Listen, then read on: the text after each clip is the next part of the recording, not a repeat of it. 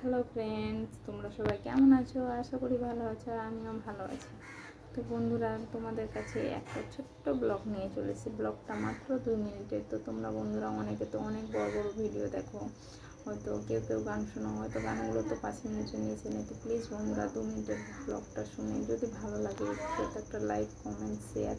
আর বন্ধুরা, তোমরা থার্মাল দেখে হয়তো বুঝেই গেছো যে কী সম্বন্ধে কথা বলতে চাইছি।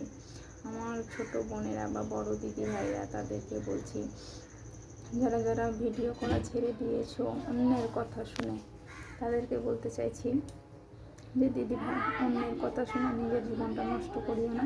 ভিডিও করা যদিও ছেড়ে দিয়েছো, তো ভিডিও করা নতুন করে শুরু করো। কারণ বন্ধুরা, তোমার ট্যালেন্ট ছিল বলেই তুমি ভিডিও করাটা শুরু করেছিলে, তুমি পারবা বলেই তুমি পেরেছিলে।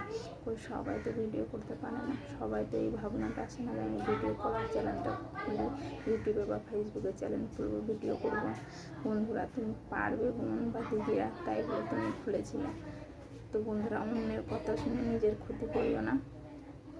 তোমাদেরকে বলতে চাইছি, গ্রামে পাড়া প্রতিবেশী বা বাড়ির লোক নিজেরকে অনেকে অনেক কথা বলছে, এইভাবে ভিডিও করা ছিল, তারা তো বলবেই, বলুক না। ভালো কিছু কাজ করলে মানুষের অনেক কথাই শুনতে হয়, খারাপটা মানে বেশিরভাগটা খারাপ কথাই শুনতে হয়।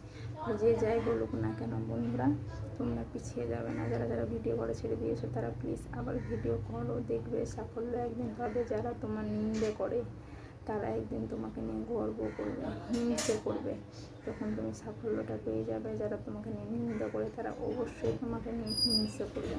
তো বন্ধুরা, তাদেরকে বলতে চাই, যারা নিন্দে করে তাদেরকে বলতে চাইছি যে তোমরা মানে নিজের ভালো করতেই পারবে না, অন্যের ভালো চাইতেও পারবে না। তো এখান থেকে বন্ধুরা টাটা। যারা ভিডিও করে ছেড়ে দিয়েছো তারা প্লিজ নিজের মানে শক্ত হয়ে আবার এগিয়ে আসো।